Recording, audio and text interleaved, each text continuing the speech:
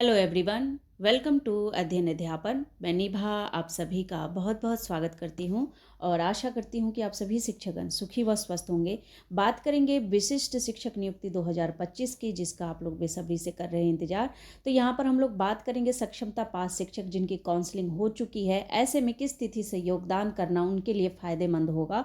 क्योंकि आपको पता है 1 जनवरी से लेकर 7 जनवरी तक सभी शिक्षकों को करना है योगदान, और योगदान वही शिक्षक करेंगे जिनको मिलेगा पदस्थापन पत्र। तो सबसे पहले किन शिक्षकों को पदस्थापन पत्र मिलेगा जिसके तहत वो योगदान कर पाएंगे, और यहाँ पर क्या ट्रांसफ़र के लिए फिर से आवेदन मांगा जाएगा। इसके बाद हम लोग सक्षमता 2 काउंसलिंग की भी बात करने वाले हैं। तो चलिए क्या कुछ अपडेट है डिटेल में समझते हैं। बहुत कुछ यहाँ पर जो है आपको कन्फ्यूजिंग लग रहा होगा अभी तक, लेकिन इस वीडियो को देखने के बाद सभी कन्फ्यूजन दूर होने वाला है।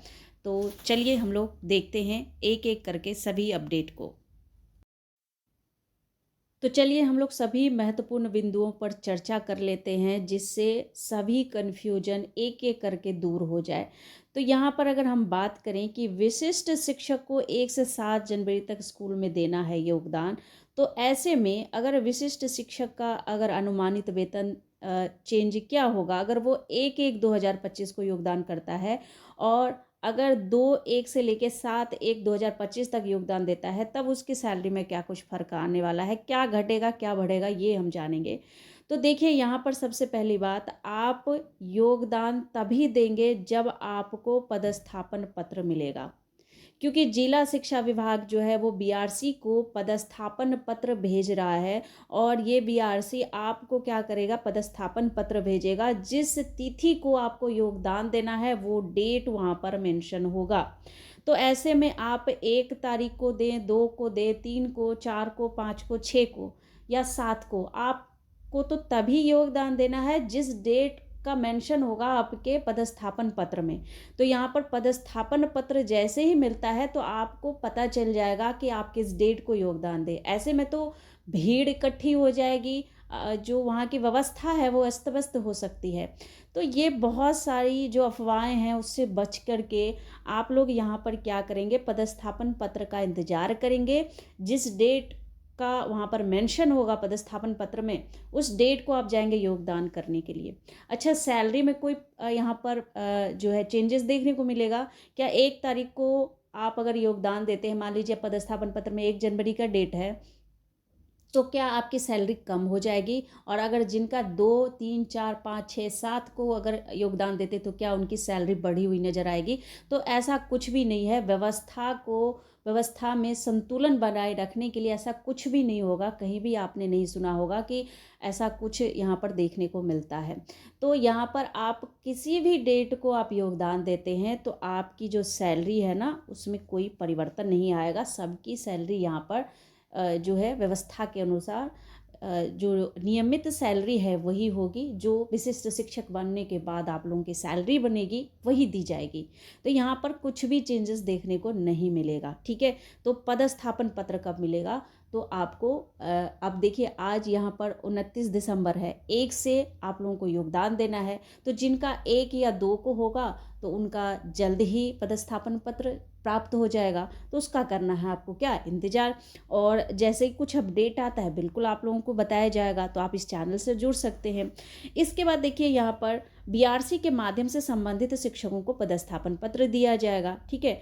आगे बढ़ते हम लोग, आगे क्या कुछ इम्पोर्टेंट है देखिए। सबको पदस्थापन पत्र दिए जाने से पहले आवेदन और नियुक्ति की जांच करेंगे बीईओ। तो पदस्थापन पत्र देने से पहले जो आपने यहाँ पर आवेदन किए थे या फिर जो भी आपकी नियुक्ति से संबंधित जो भी जांच पड़ताल की प्रोसेस होते हैं वो बीईओ करेगा। और अगर उसमें कुछ भी त्रुटि पाई जाती है तो बाद में इसके जिम्मेवार भी कौन होंगे, बीईओ होंगे। तो ऐसा कुछ इनको यहाँ पर बताया गया है पत्र लिख करके। तो ये आप लोगों की परेशानी नहीं है। आपको क्या करना है, पदस्थापन पत्र का करना है इंतजार। अब देखिए सक्षमता 2 अभ्यर्थियों की काउंसलिंग कल से है, तो आप लोगों को अपना तिथि पता होगा। और यहाँ पर आप लोग अपने टाइम से जितने भी डॉक्यूमेंट है, अगर आपको डॉक्यूमेंट से संबंधित कोई भी इश्यू लग रहा है तो आप प्लेलिस्ट चेक कीजिए सक्षमता 1 की। जो भी मैंने काउंसलिंग से संबंधित यहाँ पर कह सकते हैं जो भी डॉक्यूमेंट बताए हैं आप उसे देख लीजिए, सेम वही डॉक्यूमेंट आपको लेकर जाना है, ठीक है। तो उससे संबंधित कोई भी अगर प्रॉब्लम है तो आप कमेंट कर सकते हैं। और अब हम दूसरे महत्वपूर्ण बात पर चर्चा कर लेते हैं कि ट्रांसफ़र की प्रक्रिया कब शुरू होगी। क्या दोबारा से फिर से आवेदन आपको भरना होगा ट्रांसफ़र के लिए?